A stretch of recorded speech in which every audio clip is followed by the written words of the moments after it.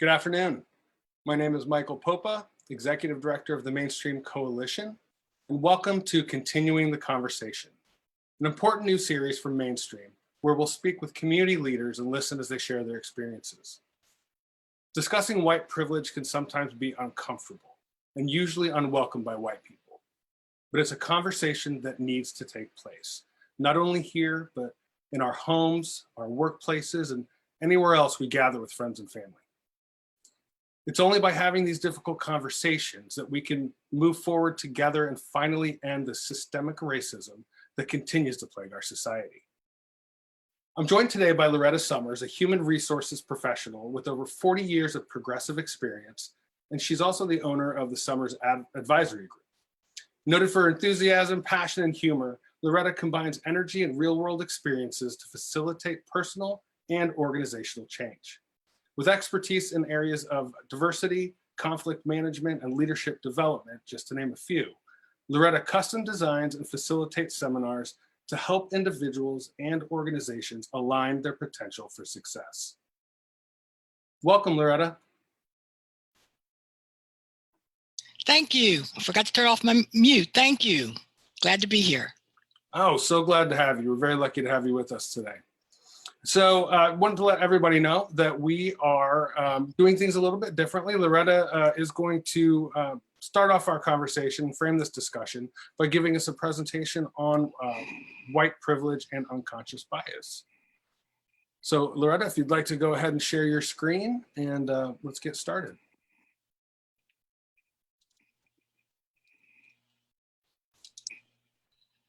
Okay, can you see the screen? Yes, ma'am. All right, here we go.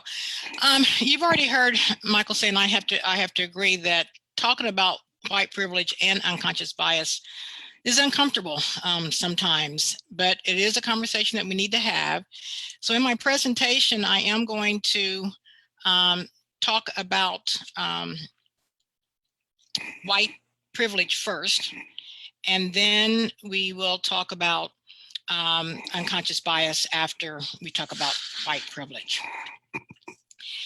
And this is a term I think that a lot of people misunderstand. And so I want to start by talking about what it is not, what white privilege is not. Having white privilege and recognizing it is not racist.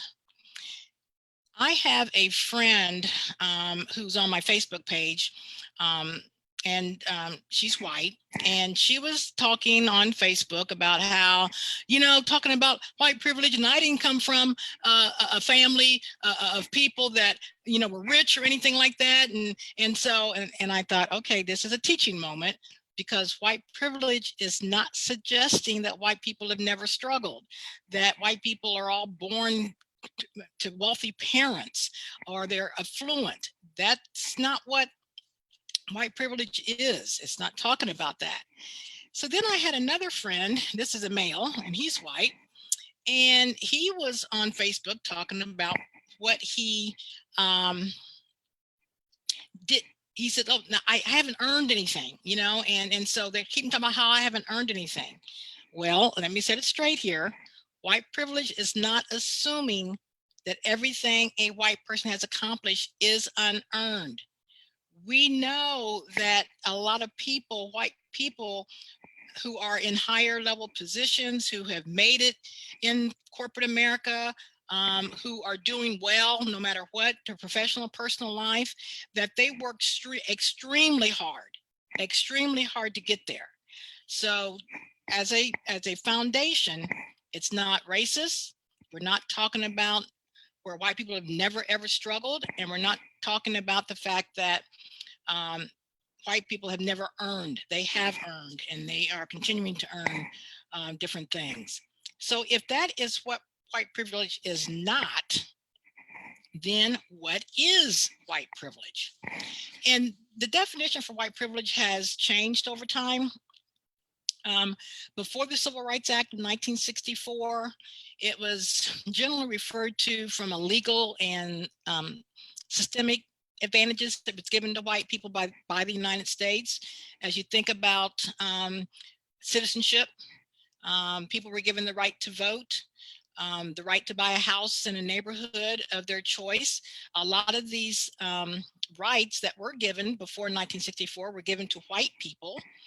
And then after 1964, the Civil Rights Act, then Peggy McIntosh came out with an article that a lot of people read, and her definition of white privilege was more about being invisible, unconscious advantages that people don't even realize that they might have. And this would be either through their personal and or their professional life. So I like this definition. Francis E. Kendall came up with this one, which I think is probably encompasses a lot of things. White privilege is having greater access to power and resources than people of color in the same situation do. So it's again, having greater access to power and resources. Now, when you think about that, then I've kind of divided white privilege up into some categories. When we think about white privilege and the power of normal, I teach at several universities, and one of the universities I was teaching at, we had a class on culture. And so when that class started, I would ask people in the room, what does it mean to be white in America? And people would look at me and they wouldn't say anything. And I'm like, okay, I mean, you're white. What does it mean to be white in America? And I could not get an answer from anybody. People would just still look at me. And I said, you know, if you ask a Black or brown person, an Asian person, what it means to be Black or Latinx or Asian or whatever in America, they could rattle off and tell you. How come you can't explain what it means to be white in America? And you can't explain it because it just is. It's the normal. So like, how do I explain the normal? Whoever the dominant culture is, they just go about their life and it's just normal, just the way things are. And you just saw recently where Band-Aid is going to change the color of their Band-Aids, because what is normal is white people can go out and find a Band-Aid that blends in with their skin tone. Black and brown people, we've never been able to find a Band-Aid that blends in with our skin tone. They were always the light, blend in with the white skin tone. So that wasn't normal for us. We would like, okay, we'd like to have something that's more our color.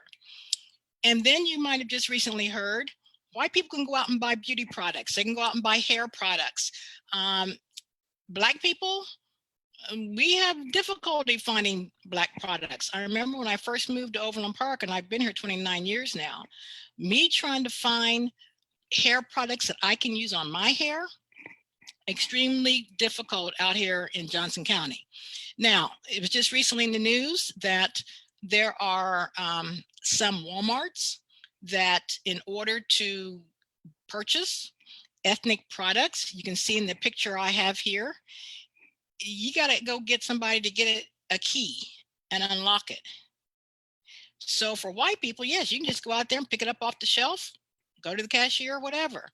For Black people, it's locked up, and it's usually only a small section that's even offered, but it is locked up. I can also remember growing up, and I will go ahead and tell you my age so you know what I'm talking about. I always lie about my age, so let me get this right now. I am 67, and I say I lie, I always go up instead of down. So I'm 67 right now. And I remember my mother looking for a Black doll. Oh my goodness, could not find a Black doll. I want a doll that looked like me. She finally did find a Black doll, and I will tell you all, I still have that doll today. That doll's been to Doll Hospital a couple of times. It needs to go again, but I kept that Black doll because it was so hard to find. I can remember even in later years trying to find a Black Santa Claus, and I couldn't even find a Black Santa Claus. So what appears to be normal for some is not necessarily normal for Black and brown people. And that's why they're saying, is that a white privilege?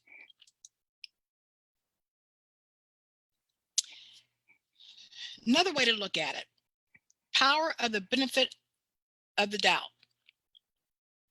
When you think about being white and what white privilege would be in this area, you know, white people are less likely to be followed or interrogated or searched by law enforcement because they look suspicious. I was thinking about the time when I moved to Overland Park 29 years ago. And this is still so vivid in my mind. I'm at the corner of 129th and Schweitzer. I live off of, I was at the corner of 127th and Schweitzer. I live off of 129th and Schweitzer. So I wasn't very far from my house. The red lights blinking behind me, a police officer. I stop. I'm not speeding. I don't know why I'm being stopped. And he stops me. He said, "Do you live around here?" I said, "Yes, sir. Matter of fact, I live over here in Wyndham Hill, real close to home. Can I see your driver's license?" "Yes, sir."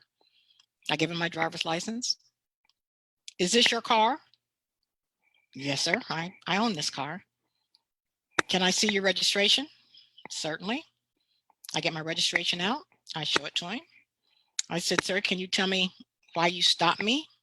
He said, "You can go." I said, "Can you tell me why you stopped me?" He said, "You can go." So I got my driver's license and my registration and I drove off. I even heard the mayor, Kansas City mayor, was on one of the national news stations yesterday, and he said that he was on his way to Texas, I guess, to I think pick up a niece or something like that. And he was scared driving to Texas, wondering if he would be stopped or when he would be stopped. I also heard on TV just recently, I think he's no longer the chief of police in Detroit, but he's a black man, and he was driving in his personal car and was stopped by the police. He said he didn't say anything. He didn't, he just wait to see what's going to happen. The police officer came up and asked to see his driver's license, registration, and then realized, oh my gosh, I pulled over the chief of police. And so, of course, the chief asked him, "Why did you stop me?" And I think he said his answer was, "I thought your car was involved in something, some crime or something." Well, needless to say, that police officer heard about that later. So as white people, it's the benefit of the doubt. That kind of stuff doesn't necessarily happen to you just because you're black or brown. I even think about your skin tone again. There are people who are asked, because their skin tone being darker, are you a U.S. citizen? I think about Latinx, and they're asked, are you a U.S. citizen? And they're looking like, yeah, why would you ask me that? Again, because of their skin tone. They're asking them, are they Latina? I've heard other people come back and say, where are you from? And people will say, I'm from New York. No. Where are you from? And the person would say, I was born in New York. I don't know what you, no, I want what, and you know what they're trying to get at, thinking like, what is your heritage, I guess. But that's usually not asked of people who are white. So if you think about the benefit of the doubt, we're not given that benefit of the doubt. Here's another example of benefit of the doubt. I'm going back to Reagan time. And this is where you hear us talk about systemic racism sometimes. You go back to Reagan, and there was a Anti-Drug Abuse Act of 1986. That act has a 5-year mandatory minimum sentence for 5 grams of crack. A person has to be in possession of 500 grams of crack to receive that same mandatory minimum sentence. So for 5 years, you're going to go to jail if you've got 5 grams of crack. But if you've got 500 grams or you will need 500 grams of the powder cocaine before you get that type of sentence. Now, what is the chemical difference between the crack cocaine and powder cocaine? None. So almost immediately after that law was passed, African American defendants experienced the harsh crack cocaine sentences. And you kind of think about also, why were so many African American people, men, women, picked up for that? Well, crack cocaine costs a little less, and it's easily produced, and it's distributed in very small quantities because it's usually sold to people for personal use. So it's distributed in small packages. And therefore, it's more accessible to poor or urban communities. And if you think about then who normally uses the powder cocaine, that's in your more affluent areas where they are using powder cocaine. So you're trying to figure out, so why, if coke and crack, basically the same thing, but crack is used by Black people, cocaine is used by white people, but yet the minimum sentence, you have to have only 5 grams of crack, but you got to have 500 grams of powder. And then as you continue to read about that law and the war on drugs, most of the people that, again, were picked up for this were in urban communities, maybe because it was easier to locate them. Some of them were standing on the street corner selling the drugs, or out in a parking lot somewhere because they don't really have housing where they invite people into their house to sell it.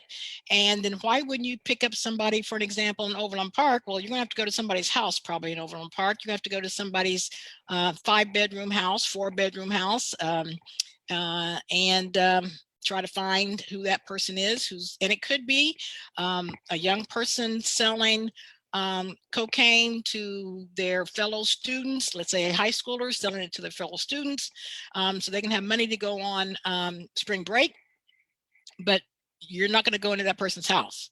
So who gets picked up mostly for this? African Americans. Now, President Obama, he did have the Fair Sentencing Act of 2010 that did away with the 5-year mandatory minimum for possession of 5 grams of coke, but it didn't go from 100 to 1. He reduced it to 18 to 1. So he increased the amount of crack required to result in a mandatory sentence for federal drug trafficking crimes. So it went from 100 to 1 to 18 to 1. So the federal law still imposes a different and harsher sentence for crack cocaine possession than it does for powder. Another benefit of the doubt. Privilege, as Peggy McIntosh talked about it, is invisible to many white people. And I think that's because, it seems reasonable that a person should be extended compassion as they move through the world. I mean, it seems logical that a person should have the chance to prove themselves individually before they're judged. It's just like the American idea. But it is a privilege often not granted to people of color, and with dire consequences. There was a study conducted in Australia. Now, Australia also has issues with, they have a hard history of subjugating Black and Indigenous people. And so they did a study. And this is something that, we just do day to day, right? Just going about our daily business. So the study was, they picked people of different racial and ethnic identities and asked them to board public buses. But when they boarded the bus, they wanted them to tell the bus driver that they didn't have enough money to pay for the ride. So there were over 1,500 people who were getting on the bus, telling them they didn't have enough money. And the results, 72% of white people were allowed to stay on the bus. Only 36% of Black people were extended that same kindness. Now, just as people of color did nothing to deserve this unequal treatment, white people did not earn disproportionate access to compassion and fairness. They just receive it as a byproduct of systemic racism and bias. Another category of white privilege would be with accumulated power. And you think about wealth, and there is a large gap between the wealth in the white community and then the wealth in the Black and brown community. If you think about wealth, it's usually passed on from one generation to another, right? So you build up wealth, you have a home, that home has value to it. And as you build up this wealth and you pass away, you pass it down to your kids. And meanwhile, since you are very wealthy, you're able to help your kids with your kids with the college education and their first car and their first home. And then the cycle just continues. So it kind of goes down, passed down through generations. Well, this is a privilege denied to many families of color. And it started with the work of public leaders and property managers. After World War II, when the GI Bill provided white veterans with a magic carpet to the middle class, racist zoning laws segregated towns and cities that had sizable populations of people of color. I.e., what you see here actually is the Kansas City area, and you see there is a white box around a certain area there. These exclusionary zoning practices evolved from city ordinances to redlining. And redlining was done by the Federal Housing Administration. They would not give loans to Black people or to those who even live close to Black people. So as a result, people of color weren't allowed to raise their children and invest their money in neighborhoods with high home values. And then that cycle just continues even on today. Neighborhood diversity continues to correlate with low property values across the United States and in Kansas City. And that's why I pulled the chart that you see there. We've got many neighborhoods and regions that are just as segregated as they were decades ago. Subsidized housing, that has been concentrated in high poverty segregated neighborhoods, and affluent suburbs, they pass zoning laws keeping out low-income housing. Black families are still denied mortgages at a higher rate than white families in 2017. And that gap between Black and white ownership rates was the highest back in 2017, 3 years ago. The Black and white ownership gap was the highest that it's been in 50 years. Now, public schools. We have public schools in those low-income areas, and they deprive our children of a quality education. But it doesn't just stop at schools. It also goes to the workplace. And when I am talking about unconscious bias in my training classes, I talk about some research that was done, and I want to say that research was done by MIT, Harvard, and University of Chicago, where they sent out over 5,000 resumes. And the only difference on the resume was the name. Some had African sounding names like Kanisha. Some had white sounding names like Emily. And what they found was there was a gap, 50% callback rate for resumes with white sounding names. Now keep in mind, the resumes were exactly the same. Experience, education, same. And when I talk about it in unconscious bias, it's like, a lot of people who look at resumes say, I don't look at the name. Evidently you do. because if there's a 50% callback rate because a name sounds white versus a name sounds black, then unconsciously you might have been looking at the name. But when you think about wealth, the wealth of Blacks in 2016 was $15,000.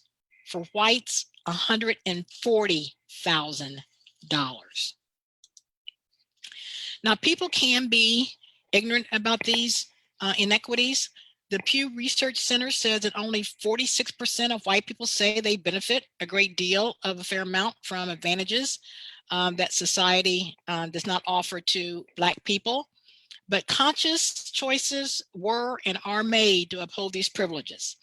And multiple surveys have even shown that many white people support the idea of racial equality, but are less supportive of policies that could make it possible, such as integrated housing, affirmative action, and law enforcement reform, things we're talking about now.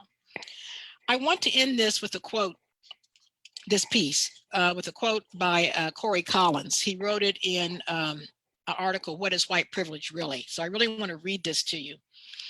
White privilege is not just the power to find what you need in a convenience store or to move through the world without your race defining your interactions. It's not just the subconscious comfort of seeing a world that serves you as normal. It's also the power to remain silent in the face of racial inequity. It's the power to weigh the need for protest or confrontation against the discomfort or inconvenience of speaking up. It's getting to choose when and where you want to take a stand. It's knowing that you and your humanity are safe. And what a privilege that is. So let's talk about unconscious bias. There are a lot of them out there. There are many faces of unconscious bias. I'm only going to hit on a few. This first one, diagnosis or first impression bias. We diagnose people. When you meet them, you are diagnosing them.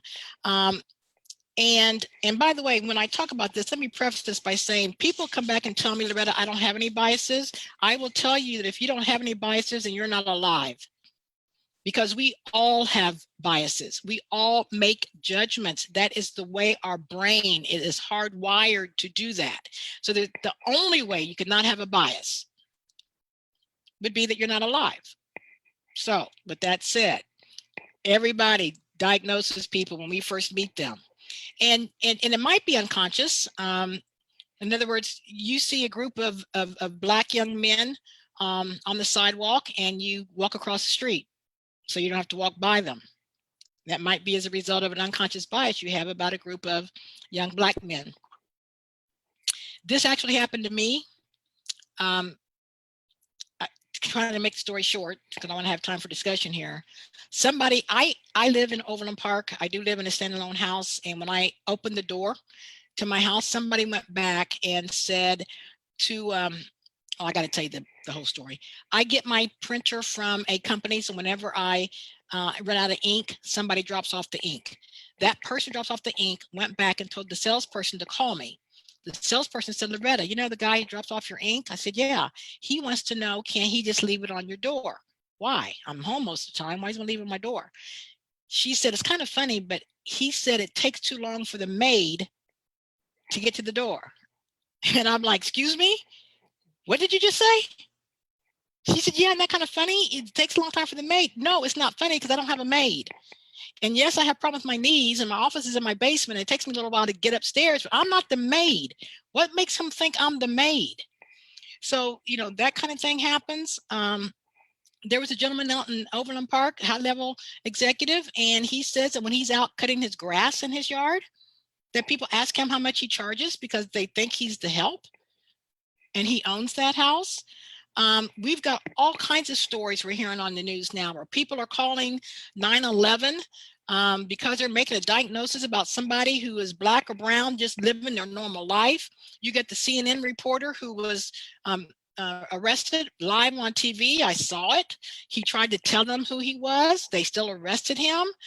Where another white CNN reporter says, oh, I'm having a great time with the cops. We talk. We don't have any problem.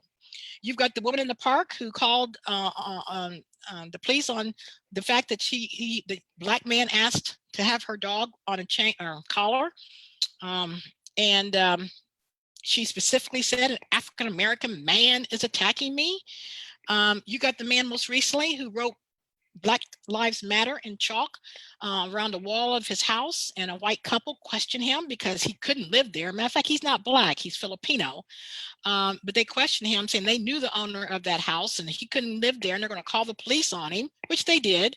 And he said the police showed up and drove by, saw who he was, and kept driving. They didn't even get out of the car. He didn't have to show any ID because they recognized him. He did live in that house, and the owner of the house said he doesn't even know that man and woman. So you've got many stories like that. We diagnose people the first time we see them. And sometimes that is based on a stereotype that we have going on in our head. The other thing that we do is we want to be around people that we're comfortable. I understand that. Nobody wants to be around people. Now, if you're saying I like being around people I'm comfortable with, I like to be around people who are like me, then somewhere in the back of your head, are you saying you're uncomfortable with people that are not like you? And so, it goes by both ways. But again, there's nothing wrong with being around people that you're comfortable with. Nothing wrong with that. But what about the people, though, that you're not comfortable with? This just happened the other day. I was watching a church service online, and they were having a church service out in the park. And it was a mixed group. The church normally does have a mixture of black and white and Latino. And they were having it out in the park, and they were having different speakers on what's going on in our country right now. And the preacher got up, the pastor of the church made a comment. He said, look, all the white people are sitting together and all the black people are sitting together. Why aren't we sitting together and having conversations? Why are we segregated like that? And I can remember people always asking me, Loretta, why do all the black people sit together in the cafeteria? And I'm like, duh. If we're all sitting together in the cafeteria, it means all white people are sitting together in the cafeteria, right? So why do y'all sit together? But you have to think about what that is doing to those who don't look like you, who maybe you're not comfortable with. And in the book, The New Jim Crow, there was an example. An assistant U.S. attorney wanted to drop the gun charges against the defendant in a case in which there was no extenuating circumstances. So they asked the question, why do you want to drop the gun offense? And he said, well, he's a rural guy. He grew up on a farm. The gun he had with him was a rifle. He's a good old boy, and all good old boys have rifles. And it's not like he was a gun-toting drug dealer, but the truth was he was a gun-toting drug dealer.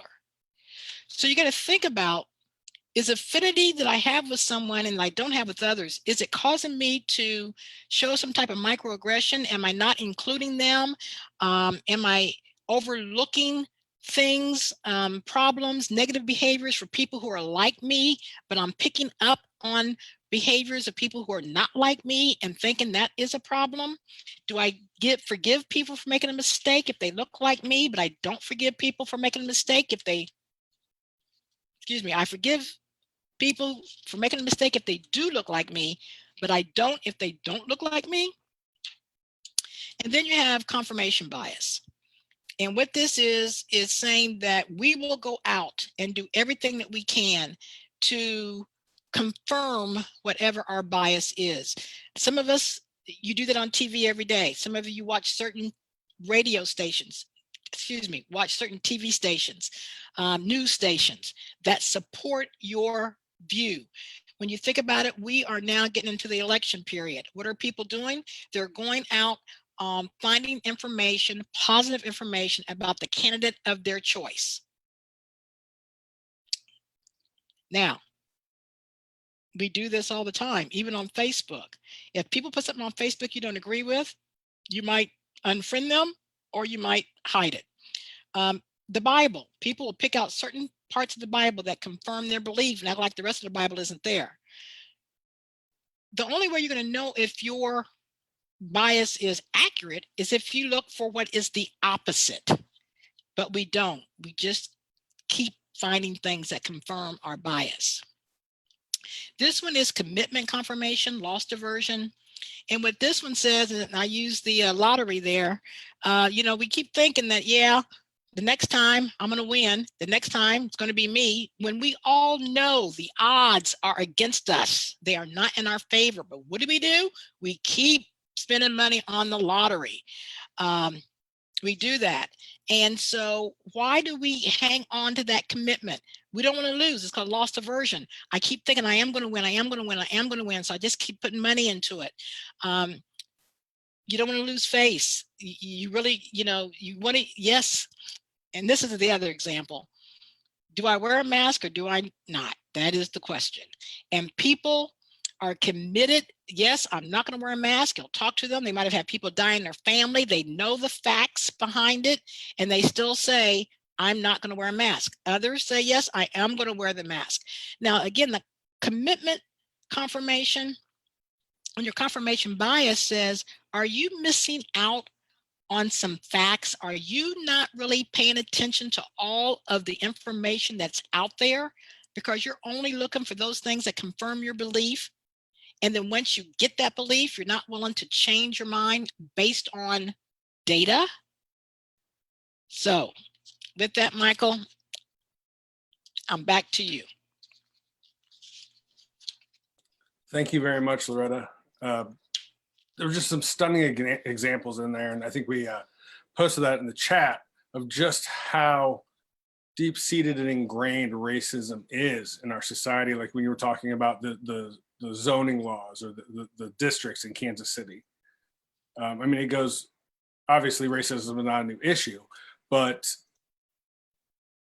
thinking about all the different ways that it forms our beliefs or forms our unconscious bias is pretty astounding. So thank you for sharing that with us. I had a question. You had mentioned during the presentation the worth of Black people versus white people in 2016. Now, was that an average salary per person? No, they're not talking about salary, they're talking about actual wealth. Actual wealth, okay. The wealth, yeah, not just salary, it was the wealth. Gotcha, thank you. Which includes, and that's why I mentioned, when you talk about wealth, you have to include like the home value, right? That's part of your wealth, is the value of your home. Okay, so just what each person is worth. Yeah. Basically, okay. Yeah. Excellent. I remember, so we first met over a year and a half ago when you presented to the Northeast Johnson County leadership class, and you presented a slide that stuck with me since then.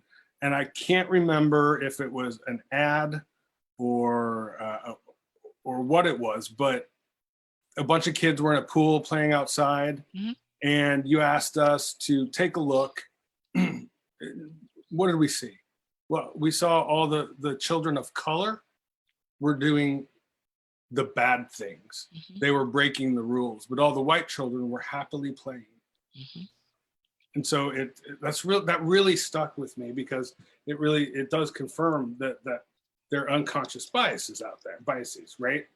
The person who put that together probably wasn't even thinking. We hope wasn't even conscious about what they were doing. Yeah, I would agree. That happened to be the Red Cross. That was a poster they put out there for pool safety.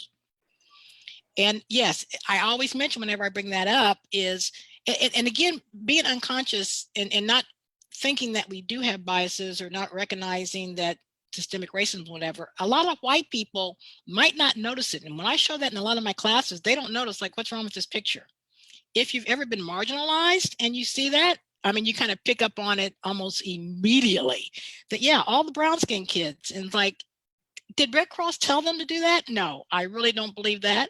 And I don't, to your point, think that the person who put it together even realized. I also show another one in that class that people don't think about. And you wonder, all right, why did that happen? Do you remember the little black boy and a white boy, and now I'm forgetting the name, the store here in town? I brought it up now, I'm having a brain freeze. I can't remember, but they have a little black boy and a little white boy. They're advertising these hoodies, and they all have jungle themes. And the white boy, he's got his hoodie on with the jungle theme and have the animal on there and everything. And you have the black boy, and the black boy on his, it says the cutest monkey in the jungle. And when I show that in classes, a lot of people look at it and like, I don't know what the problem is. Like, you don't know what the problem is? I'm like, no. Then some people will say, oh yeah, I see what the problem is, because black people were referred as monkeys and that. I said, yeah. I said, but keep looking. And they keep looking and they keep looking, and they just can't see what the problem with that picture is. With my picture. The problem is the white boy, all jungle themes, I understand that, but he's got a picture of the animal on his shirt.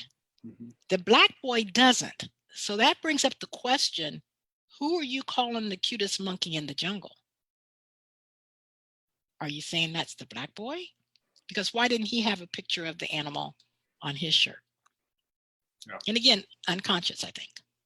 Right. And you're correct in saying, I think the majority, if not all of the white people in that class, they didn't pick up on either. And it was people that were marginalized, the people of color in the class that pointed out to us. Mm-hmm. But yeah. In that store, now I just remember, was H&M. Right. But we're not calling them out for anything, because they hopefully didn't know. Well, they're not even located in the United States. So I do say they probably didn't know. They're not located. Their headquarters is not in the United States, but they took the opportunity. This is what's good about it. They took that opportunity to learn, and they ended up hiring Ava DuVernay, who's a woman who writes, produces a lot of films now, and they put her on the board to help them understand these kinds of issues. Speaking of unconscious bias, there was an assessment that I know we put out ahead of this conversation that we're having today on Facebook, and you had our class do it, the Harvard Implicit Project. Is that correct? Mm-hmm. Could you tell us a little bit about that? We'll put a link to that in the chat as well, and I encourage every single person on this conversation today who's watching to take that. It opened up my eyes. Yes. So let me say this. Most people are going to take it. They are not going to like it. They don't like the way it's done, because you do this whole EI thing, EI, and people say, well, I'm left-handed, I'm right-handed, and that makes a difference. No, it doesn't. Doesn't make any difference whether you're left-handed or right-handed. So get that out of your mind. People then will take it and say, it starts off, and I'm just going to use race. Now you can choose, they got like 15 of them on there, so you can choose all different ones. But let me talk about the one about race. It will show a black face and bad word, white face, good word. And then they'll switch and do a black face, good word, white face, black word, and you're trying to match it up. And what it's doing is it's trying to determine how quickly do you connect black face with a bad word or black face with a white word. And so that's what it's measuring. Now, people will come back and say, well, if they had started off with a black face and a good word, my results would have been different. No, it wouldn't. They've tried it that way too. Either way you do it, black face, bad word, white face, good word, or the opposite, results are the same. And again, people say, well, Loretta, one guy told me, he said, I did it as a white man, thinking like a white man. He was white. He said, then I did it again, thinking like a black man, and I got different answers. I'm like, duh, it measures your unconscious. You're unconscious. If you're consciously answering it a way you think a white man might answer, then the test is not measuring your unconscious. The test is timed. That's why it measures your unconscious. How quickly do you respond? So people probably aren't going to like the answers, but let me, at the end of this, say this. Doing that test is not, again, just like I talked about, white privilege is not calling you a racist. It's not calling you a racist. It's not saying that you are overly prejudiced or anything like that. What it says is you might have a blind spot that you're not aware of, that is going on in the back of your head, that is showing up in the decisions that you make, in the judgments that you make. And so if you are aware that you have that blind spot, then before you make a decision, you can come back and say, oh, let me make sure my blind spot is not impacting this decision. Let me make sure I'm looking at the facts. And I want to give just one quick example, and this is my own when I went on there, that I also disagreed with. So I'm just as guilty as everybody else. I did the one on gender and career. I'm an HR person, been an HR person for 40 plus years. Do I advocate women in the workplace? Yes. So I did the one on gender and career. I don't have a bias about that. I'll be daggone if that didn't come back and say, my bias is men have a career and women belong in the home. And I'm like, no, that can't be. I'm an HR person. I know. But then I had to stop and think, why is that running around in the back of my head? I mentioned how old I am. Think about what I heard growing up. What did I watch on TV? Ozzie and Harriet, Father Knows Best. The dad always went out and worked. The mom stayed home, cooked, had on the apron, took care of the kids. What did I hear? Men, you go out there and get the job, take care of the little lady. Lady, you stay home, take care of the baby in the house. I went to go to college. My dad said, yep, Loretta, you can go to college, but make sure you get an MRS. An MRS? Yeah, find a man while you're there. You get your BS degree, but get an MRS, right? Get married. I mean, we heard that. And so it's in the back of my head. What I got to make sure is that when I am looking at applicants, male and female, that I'm not letting that unconscious thought that men have a career and women belong in the home, that is not showing up in my decision as to who I think is best qualified. Yeah, I'd have to say that I was disappointed in myself for some of the feedback I received, for the answers I've received back from the project, from the assessment, but it made me stop and it made me think. The only one, I think there's one on there for either presidents or for presidential candidates. That was the only one that I took that I knew that's where I stood before I took it. Very strongly, actually. But I implore everyone to get out there and please take that, just so you know what your own unconscious bias are. And it will give you a range, right? Mm-hmm. Slight, moderate, or strong preference. And it's just a preference. Remember, a preference is an inclination. That's all it is. And so it will tell you whether it is different levels of it. Right. We have a question, and it is, why can't, and it's from what I said before, why can't we call H&M out in this forum? Isn't being silent part of the problem?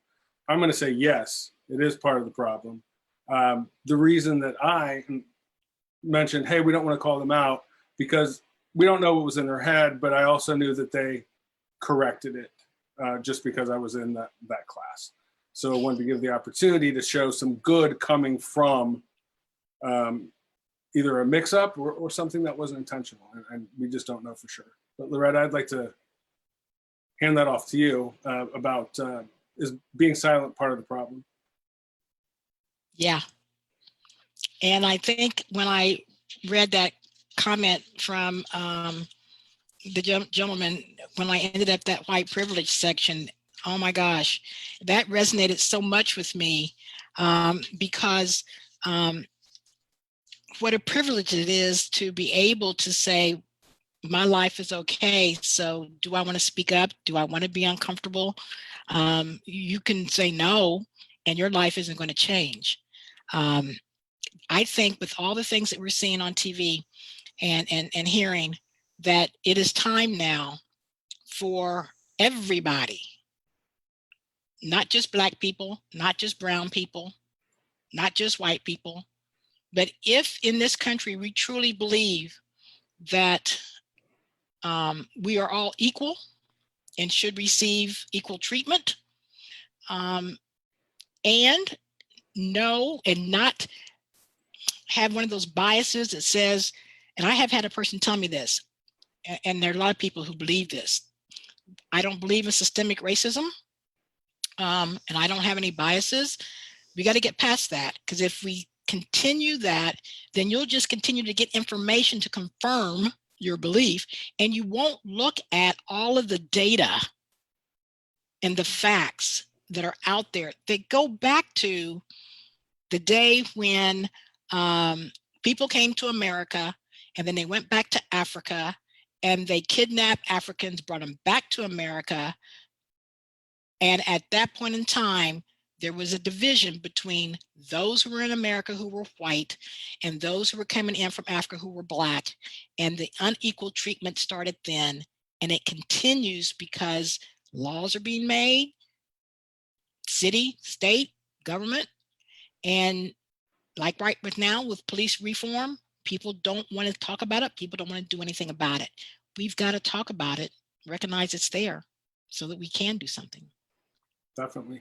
Speaking of confirmation bias, how do we combat that? And not necessarily for ourselves, but how do we combat that or bring others' attention to it? Do you have any thoughts on that? Yeah. So for an example, and I am going to use MSNBC and Fox, for example. There are people who will only look at MSNBC, and there were people who only look at Fox. One way to combat your confirmation bias is look at the other station. Listen to the station that is saying things that does not confirm your belief. And when I say saying things that doesn't confirm, I'm talking about really listen, take in what they're saying, because everything they're saying, some of it could be very well be factual that you need to know that could then say, okay, I wonder if my bias is correct or not. That's just like a stereotype. If I've got stereotypes about people, maybe I need to go learn about those people, go talk to those people. I think if I went and talked to them, I might find out, oh, that stereotype I had about them, it's all wrong. That first impression that I had about them, think about the times that people have made a first impression, or you've had a first impression on somebody, and then you realize, oh my gosh, after I got to know them, that first impression is wrong. So when you think about any of these biases, affinity and all of those, and especially the confirmation, yes, you believe what you believe, but go search out data that might be different, and it may change your mind and it may not. But if you only seek out information, you will find what you're looking for. And you'll never know if it's really accurate. How do we help others overcome their their confirmation bias? Well, I would say, how do we help people overcome their biases? Because again, a lot of these play into each other. First of all, I think we need to call it out. And you're going to have to be careful when I say call it out, because biases are subtle. So you're going to have to be able to pick up, is this a bias or is it not, to be able to call it out. I am going to share one that I heard the president do. And I was sitting here watching TV and I thought, oh my gosh, I think I just heard a bias. And this has been several years ago, not recently. He was at the border and he was at the podium and he wanted somebody to come up, one of the border agents to come up and talk. And so he invited him up, and the border agent didn't want to come up to the podium for whatever reason. And we didn't see him. So I know it was a him, but I don't know his nationality, race, ethnicity, or anything like that. But what the president said that made me think, oh, there's a bias there. What he said was to the gentleman, well, first he said, come on up, come on up, come on up. And then he said to everybody, he speaks good English, come on up. And I thought, he speaks good English. Why would you say that? You wouldn't say that if it was a black man. You wouldn't say that if it was a white man. My guess is this was a Latinx, and you felt it that because he looks like a Latinx, that his English is a second language. And I'm like, oh, Mr. President, that could be very wrong. If he's a Border Patrol agent, first of all, he has to be a U.S. citizen. He very well could have been born in America. All right. So you're going to have to listen. And I think we're going to have to call it out, but we got to be careful how we call it out, because some people are going to be up in your face if you tell them, oh, you just made a biased comment. So I think we need to be careful, and maybe we could even ask it as a question. What did you mean by that? When you, whatever the comment was, stereotypical comment. Well, I think generation Y, blah, blah, blah. Okay. Do you mean everybody in that generation? All of them are like that? or are you talking about the ones you know? Because it could be true for the one you know, right? Because biases are based in stereotypes. That very well could be true for the one you know. But do you really mean all of them? Or do you just mean John? Okay, you could do that. But we got to give feedback in a way that people can hear it. And then for those of us who get the feedback, we have to receive it in a way that doesn't turn people off. I can't talk to her. I can't say anything to her anymore because all she did is blow up and get emotional. We've got to learn how to give and receive feedback. But if we don't call it out when we see it or hear it, now, again, we could do a lot of our own, when I say studying, since this all come up with George Floyd, I've been doing a lot of reading and studying, and I'm learning a lot. I'm learning a lot of the history that wasn't in the history books because it was Black history and that wasn't taught in my school. So yes, we could do things on our own, mingle with other people who are different than us, learn from other people, read books, watch the movies, do whatever we can, have these conversations, but make sure they're conversations where we can stay in dialogue to actually try to understand that not everybody sees the world the way I see it. I think one of those conversations that I mentioned earlier is a conversation around white privilege. And you said it, I think, perfectly, that white privilege is not, or what it is, it's greater access to power and resources than people of color. I mean, bottom line, when I heard that, and when I've heard things similar to that, is when I was able to admit for myself that, yeah, I have white privilege, and it's just because I was born with white skin, bottom line. So it's very important, as you mentioned, for someone to be able to receive feedback, and that goes for ourselves. It goes for us as well. Like, white people, don't get defensive. Listen to what someone is telling you and take in that feedback. And as you mentioned, continue the conversation, because we're not going to move just forward. like until we do. Yeah, until we do. No, I was going to say, just like my friends on Facebook, when I saw that and what they were saying about white privilege, I'm like, you don't get it. It's not what you think it is. We need to have a conversation. Because I think if I could explain the advantages that you have that I don't have, then maybe, we can things could get better. Right. Say it like that. Yeah. Whose responsibility is it to educate people on racism? Black people have done it. Black and brown people have been doing it for hundreds of years. I think now it's time for all of us. I really think it's time for white people to do their own research, to, like I said, watch the movies, do whatever you got to do, read books, go out and talk to people that you know. I would love to sit down and talk to someone, and this is a little bit different, but I would love to go and talk to someone whose political views are different than mine, just so I can understand. Because I'm sitting there thinking, and I'm making judgments, right, about people whose political views are different. I'm human, so that happens. But I would love to sit down and have a nice conversation so I can understand where they're coming from and they can understand where I'm coming from. Now, do we have to agree? No, this is not about agreeing to anything. This is about bringing things to the forefront, giving you information maybe you did not know that gives you an aha moment to say, wow, really? Okay. And if it is a problem, now let's talk about what can we do about it. Loretta, thank you so much for being with us today. Is there anything that you'd like to leave us with? You gave us a lot to digest, and I appreciate it, because it needs to be heard. And I hope everyone shares this video to as many people as possible, because we want people to join in the conversation. But if there was one thing that you were going to give us today, one note to leave us on, what would that be? I don't know if I could leave you just with one note. I think that if anything, we need to open our minds.